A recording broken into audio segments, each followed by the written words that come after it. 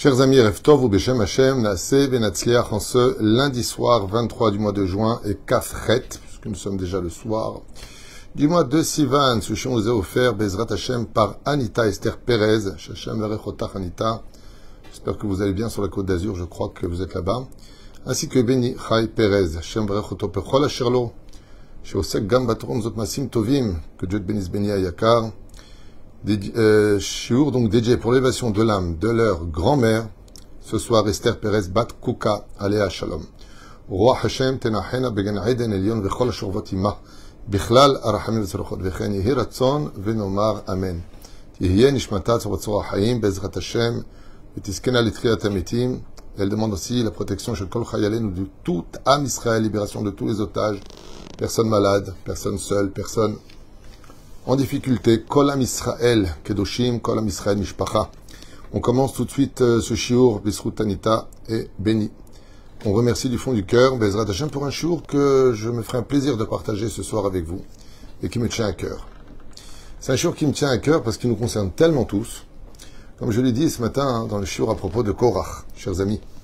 À propos du shiur de Korach. Ce matin, on a fait un très très bon shiur sur les yeux de Korach. Et là, nous allons faire un shiur sur l'œil de Korach. Vous allez voir combien ce shiur devrait être écouté et partagé particulièrement chez les parents, comme chez les enfants, chez les cousins. Tout le monde doit écouter ce shiur. Pourquoi? Parce que ce que vous allez découvrir au fur et à mesure de ces enseignements de nos chachamim, l'Arbi Mikotz par exemple, qui va nous donner ici un enseignement extrêmement minutieux et important, c'est que nous commettons les mêmes erreurs que Korach. Et ces erreurs qui sont commises enterrent le mazal de l'homme et nous enterrent vivants. C'est-à-dire que l'histoire de Korach n'est pas une histoire préhistorique qui fait partie de ce qu'on doit raconter parce que c'est la paracha de la semaine. La question est de savoir, est-ce que toi tu n'es pas le Korach dont on parle en 2025? Et vous allez voir que ce n'est pas si évident que ça. Quand on va comprendre pourquoi Korach est-il tombé, eh bien chacun de nous s'octroiera peut-être le droit de faire une introspection face à l'ingratitude avec laquelle il a dû certainement s'exprimer, au moins une fois, si ce n'est pas beaucoup plus dans sa vie. Alors écoutez bien, ça vaut le coup, vraiment, d'entendre ce Moussar Eskel sur la paracha de Korach, qui s'appelle l'œil de Korach. Korach ben Itzhar ben Kehat ben Levi. Rashi nous dit, Korach, comme vous le savez, c'est le fils de Itzhar, qui est lui-même le fils de Kehat, qui est lui-même le fils de Lévi. Et on pose la question, pourquoi tu ne continues pas jusqu'au bout en disant « et le fils de Yaakov » Rashi nous dit, parce que Yaakov a jeûné, il a prié. Bikesh Rahamanout, il n'a pas jeûné, c'est pas marqué qu'il a jeûné, mais on peut comprendre qu'il aurait été très loin en disant, quand il a vu Beruach HaKodesh, que un de ses petits-petits-fils allait se comporter avec une telle conduite que mon nom n'apparaisse pas dans sa lignée à lui, qu'on ne rappelle pas le nom de Yaakov. J'ai honte de lui. Yaakov Avinu, tu as honte de ton enfant? T'as pas eu honte des enfants qu'on dit Yosef? T'as pas eu honte de Yosef qui t'a pas écrit? T'as eu honte de ce personnage-là, hein? Yaakov Avinu, il prie que son nom ne soit pas cité. J'ai honte d'avoir eu un descendant comme Korach. Pourquoi? Alors au niveau du pshat, parce que là où il y a des mahlokot, Yaakov ne veut pas être. Là où il y a des problèmes, là où il y a des disputes, on apprend que les juifs, ils doivent fuir le problème des disputes. Sauf si c'est les Shem Shamaim. Il y a des moments où dans la vie, pour avoir la paix, il faut sortir en guerre. Il y a des moments dans la vie, il faut mettre les points sur les i. On ne peut pas tout le temps être gentil. La gentillesse ne marche qu'avec ceux qui ont un cœur. Mais ceux qui ont des cœurs de pierre, il faut donner des coups de marteau pour atteindre leur raison. Mais la reine, Chazal nous dit, Korach, piqué achaya. Il était intelligent, Korach. Aval eino ita'a oto. Mais c'est son œil qui l'a trompé. Sage de nous dire, ça veut dire quoi son œil l'a trompé? Qu'est-ce qu'il a vu? Dans la suite de la paracha, il est marqué, Kenitkena al nesioto shel Elisaphan ben Uziel, comme le dit Rashi. Il a été jaloux de la nomination de Elisaphan, fils de Uziel, Shimnu Moshe, que Moshe a nommé comme étant le prince de la tribu de Lévi. Belachen, al bene kehat, al pi adibour. Seulement, la Torah nous dit, Al-Pi Adibour, Rashi nous dit, quand Moshe Rabbeinu a nommé Elitzaphan ben Uziel, c'est parce que Dieu lui a demandé. Et là, la grande question qu'on peut poser, que tout le monde pose, pourquoi marquer Aeno Ita'aoto? Son œil l'a trompé. On a des yeux, 2 yeux. Sur ce, nos Chachamim nous disent, mais pourquoi Dieu a créé le monde avec 2 yeux? 2 yeux. Les yeux sont dangereux. Les narines, on a 2 trous. Les oreilles, on en a 2. C'est pour faire l'équilibre. La bouche, on n'en a qu'une. Pourquoi? Parce que déjà qu'on fait du mal avec une bouche, si on en avait eu 2, qu'est-ce qu'on aurait fait dire Rabbi Shimon Bar Yochai? On aurait détruit le monde. Et la reine, une bouche, pour dire que il n'y a pas plus sacré dans tout le corps humain que la force de la parole. Mais là, il y a marqué pour Korach, et maintenant ouvrez bien vos oreilles. Si je vous dis que c'est très important d'écouter ce cours, faites-moi confiance. Le sujet qu'on va développer, c'est pourquoi. Maintenant qu'on a donné les raisons, pourquoi il est marqué que son œil, pas ses yeux, l'ont emmené dans le Gehinam, dans l'enfer. Qu'est-ce que cela vient nous cacher? Au sage de nous dire, tu sais pourquoi on a 2 yeux? Eh bien, un pour regarder combien tu te dois de t'améliorer dans la vie, et un pour apprécier combien déjà tu as évolué dans la vie. Dans la vie, nous disent les Chachamim, il faut avoir un œil vers l'avenir et un œil vers le passé. Combien, Baruch Hashem, regarde où tu en étais, maintenant regarde où tu en es. C'est-à-dire que ton passé peut décider de ton histoire, mais n'a pas de pouvoir sur ton avenir. C'est pour ça que nos yeux ne sont pas comme un cyclope, 2 yeux, comme les araignées qui sont l'un dans l'autre, ou les abeilles. Nous avons un œil à droite et un œil à gauche.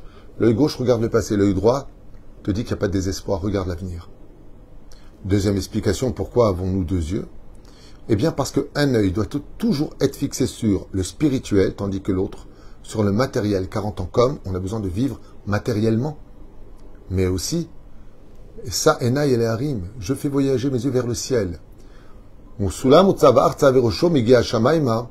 Un juif accompli, c'est celui qui a un œil vers la spiritualité, mais aussi qui a les pieds sur terre. Il a un œil vers le bas, le monde matériel. Et pour finir, pourquoi on a 2 yeux? Tellement beau. Parce qu'il y a un œil droit. Cet œil droit, il te dit, regarde toujours une personne avec bonté, miséricorde et patience. Juge-le du bon côté. Mais on est face à des gens qui sont troubles, qui sont profiteurs, qui prennent ta gentillesse pour de la faiblesse.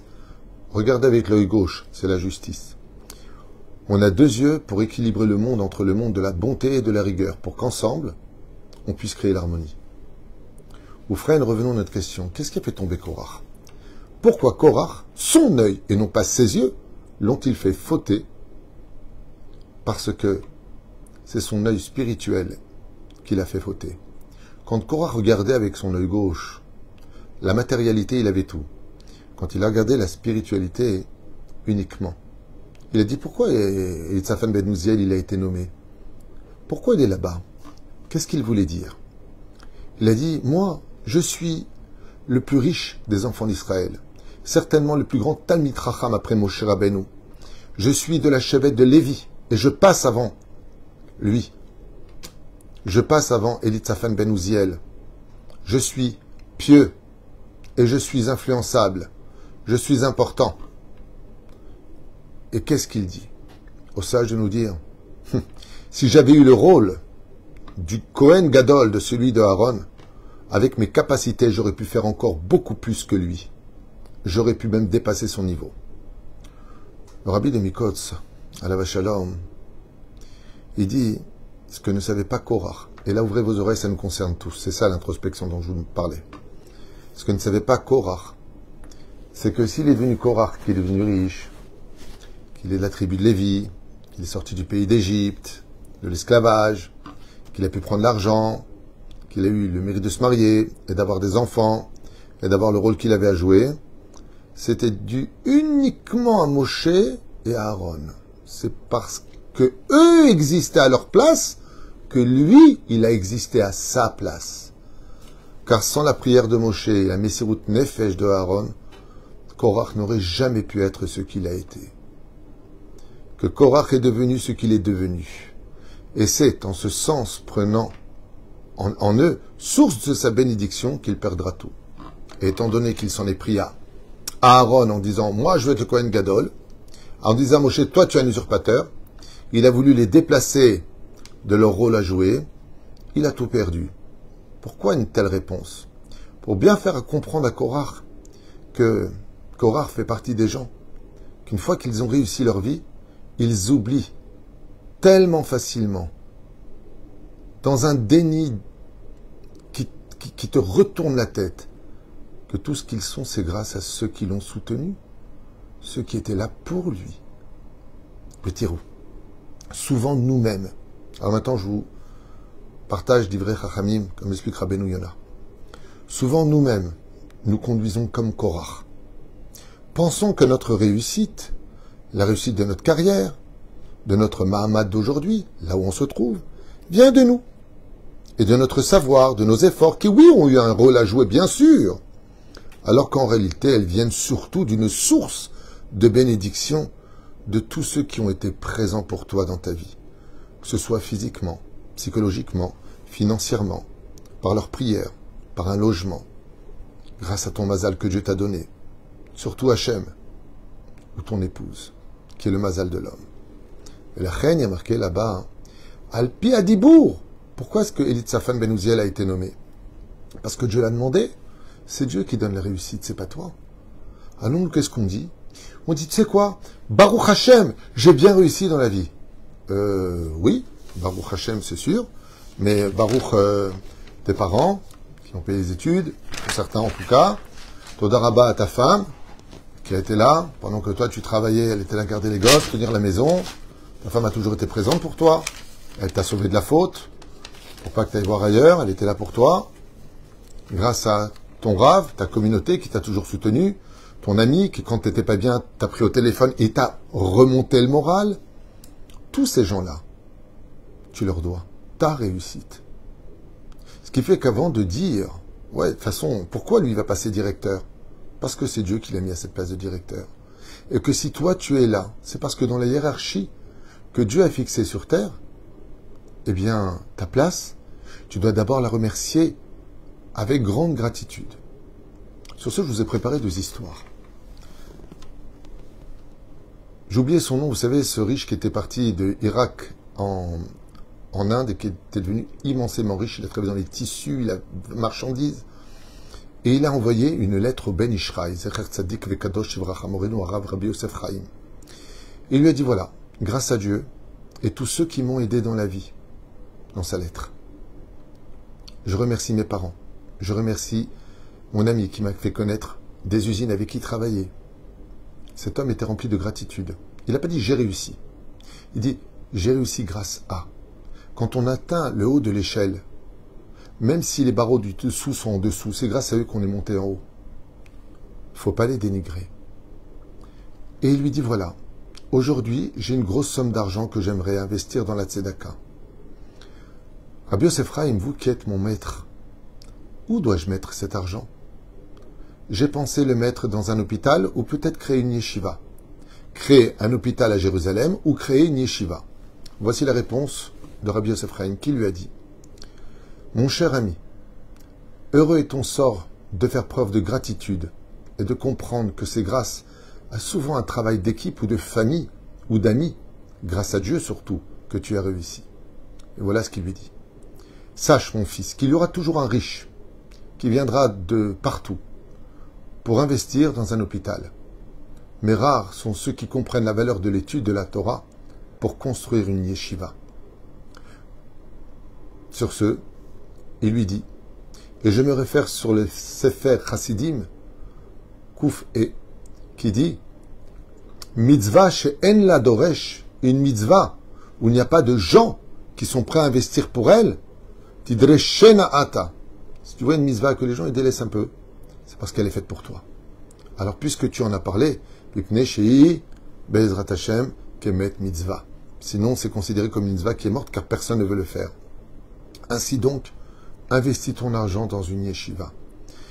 Il a acheté, à l'époque, au mandat anglais qui colonisait le pays, un énorme terrain qui était juste en face du Kotel. Et il a créé, un peu dans la hauteur, la yeshiva de Porat Yosef, la yeshiva où sont sortis les plus grands d'Israël. Porat Yosef. C'est lui qui l'a construit. Sur ce, la deuxième histoire. Donc on voit que cette première histoire, pourquoi il a un tel mérite d'avoir construit une yeshiva, où le Rav Nochaliaou est sorti, le Rav Ovadia Yosef est sorti, le Rav Kadouré est sorti, tous les Gdol Israël, le Rav Yaakov Hades est sorti, tous ceux que vous connaissez, tous les Gdol Israël, Rabbi Ezra Atia, Rabbi Yehuda, j'oublie les noms, peu importe. Tous les rabbanim, les géants de la Torah sont sortis de cette... Mais quel srout il a eu cet homme-là? Ok, parce qu'il a eu de l'argent? Non, parce que quand il a écrit la lettre, il a dit grâce à Dieu, j'ai bien réussi et grâce à tous ceux qui m'ont aidé. J'oublie personne. Je suis pas comme Korach, qui lui a dit moi je me suis fait, moi. Moi j'ai besoin de personne, moi, sur terre. Je peux compter que sur moi. C'est faux. Rien que ta naissance, tu la dois à tes parents. Ta respiration, tu la dois à Dieu. Toute ta vie, tu la dois à celui qui a été là. Tu te rappelles, quand tu avais 18 ans, que tu pleurais? Que tu avais ton ami E ou ton ami sans E qui était près de toi, qui t'a remonté le moral alors que tu pensais à passer à l'acte ou autre? Que tu te décourageais vouloir vendre ta société, quelqu'un t'a dit voilà, prends 20 000 euros, tu me les rendras mon frère plus tard, tu peux réussir. Et que tu as réussi, tu lui as rendu 20 000 euros. Mais s'il n'avait pas été là, tu n'aurais rien. Ça, c'est Korach. Korach, il oublie tout le bien qu'on lui a fait. Il oublie que s'il est arrivé là où il est, c'est grâce à Moshe Aaron. Et à qui il s'en prend à Moshe Aaron? La deuxième histoire, elle est très belle. Et je sais qu'elle va parler au cœur de chacun de vous. Surtout vous, mesdames. Combien vous avez le devoir de respecter vos époux, d'être agréables et gentils. Mais écoutez aussi cette histoire qui met en valeur les femmes d'Israël. Un jour, la femme d'un Avrer, c'est une vraie histoire bien sûr, demanda à son mari de bien vouloir l'accompagner à la bar mitzvah de son neveu, donc le fils de sa sœur à elle. Et donc son mari, qui était Avrer, qui étudiait la Torah, lui a dit « Je m'excuse, mais je ne pourrai pas ce soir venir avec toi parce que j'ai mon cours, j'ai un cours de Torah à faire. » Et elle lui a dit « Mon cher et tendre époux, avec tout l'amour et le respect que je te dois, laisse-moi juste te rappeler que je travaille du matin au soir pour que tu puisses étudier la Torah. Je m'occupe de la maison de A jusqu'à Z. Je veille sur les enfants pour ne pas qu'ils te dérangent dans ton étude. Je fais les courses toute seule. Je prépare les repas. Je repasse. Tout est tout le temps nickel. Et tu me refuses une seule demande? Alors elle lui a dit, pardon, est-ce que je suis, c'est le mot qu'elle employait, donc je m'excuse pour la forme. Elle lui a dit, est-ce que je suis veuve pour me présenter toute seule à une fête familiale, ou divorcée, ou pas encore mariée? N'es-tu pas mon époux pour que je mérite de rentrer seule? Son mari lui a dit, écoute, moi j'ai un Rav, c'est le Rav Zilberman. Mais on va le voir. Je vais poser la question. Ils sont arrivés devant le Rav Zilberman, et il lui a répondu quelque chose de magnifique. Le Rav lui a dit, mon fils, toute ton étude, tu le lui dois. Toute ta réussite, c'est grâce à elle. Si tu manges à la maison, c'est parce qu'elle travaille du matin au soir pour que tu deviennes un grand en Torah. Pour faire ton cours ce soir, tu peux trouver un remplaçant. Mais là, personne ne pourrait prendre la place de son propre mari. Donc, bien sûr que tu vas aller avec elle. N'oublie pas. N'oublie pas. C'est vrai que tu ne veux pas annuler la Torah. Mais pour trouver quelqu'un qui fasse un cours, il n'y a pas que toi sur terre, il y a d'autres rabbanim. Mais pour lui prendre le bras et l'emmener à la fête, personne ne peut te remplacer. Tu es le mari. Il lui a dit, n'est pas le comportement de Korach. Korach, il aurait dit, pourquoi moi je te dois quelque chose? Ok, tu auras ton salaire du ciel. Hein. C'est bien ce que tu fais. Ben, c'est entre toi et Dieu. Non, tu en profites, tu ne peux pas dire ça. Psh. Ainsi va la vie. Chazal nous dit, on pense qu'on est son propre créateur alors que c'est Hachem, papa et maman qui nous ont donné vie. On oublie souvent que grâce à sa femme, on a beaucoup évolué dans la vie. Des fois dans le bon sens, des fois avec des disputes ou trop de disputes. C'est grâce à tous ces enseignants qui nous ont accordé du temps et qu'on aurait dû respecter beaucoup plus que ce qu'on a fait d'eux, en se moquant d'eux ou parler derrière leur dos. En fait, on fait tout ce que nous sommes. Et être un homme qui connaît sa place, c'est celui qui voit avec son œil tout cela. Son œil, pas les deux yeux. Un spirituel, un matériel. Lui, qu'est-ce qu'il a vu? Il a estimé qu'il s'était fait spirituellement tout seul, qu'il méritait cette place tout seul, tout en oubliant que c'est Moshe Rabbeinu qui a descendu la Torah, C'est Moshe Rabbeinu qui a créé donc sur l'ordre de Dieu les Kohanim, les Lévi'im, dont il fait partie. C'est grâce à lui. Il a juste oublié. Comme l'histoire de cet homme qui est parti travailler dans une société alors qu'il était à la rue. Et cette connaissance lui dit, regarde, tu as des enfants, je ne vais pas te laisser comme ça, je vais t'embaucher, je vais t'apprendre le métier. Et il lui a appris tout le métier. Et puis voilà qu'au fur et à mesure, il a pris vraiment beaucoup de responsabilités et d'ampleur, il a bien appris le métier. Et ayant mis beaucoup d'argent de côté grâce à son patron qui le payait largement, il y a eu un moment où il y a eu des difficultés. Dans la société, il y a des bonnes périodes et des périodes moins bonnes. Qu'est-ce qu'a fait cet ouvrier qui était devenu très ami avec lui? Il lui a dit, écoute, moi depuis 12 ans que je travaille chez toi, j'ai placé de l'argent à la bourse, j'ai gagné de l'argent, si tu veux, je prends la société, je te la rachète, on fait moitié-moitié. N'ayant pas trop le choix par rapport au fait d'être étranglé pendant cette période, il lui a dit avec plaisir. Et donc il a investi, seulement il y avait une condition, 51-49. Comme il n'avait pas le choix, il a accepté. Au bout d'un an, l'ouvrier a mis son ex-patron à la porte.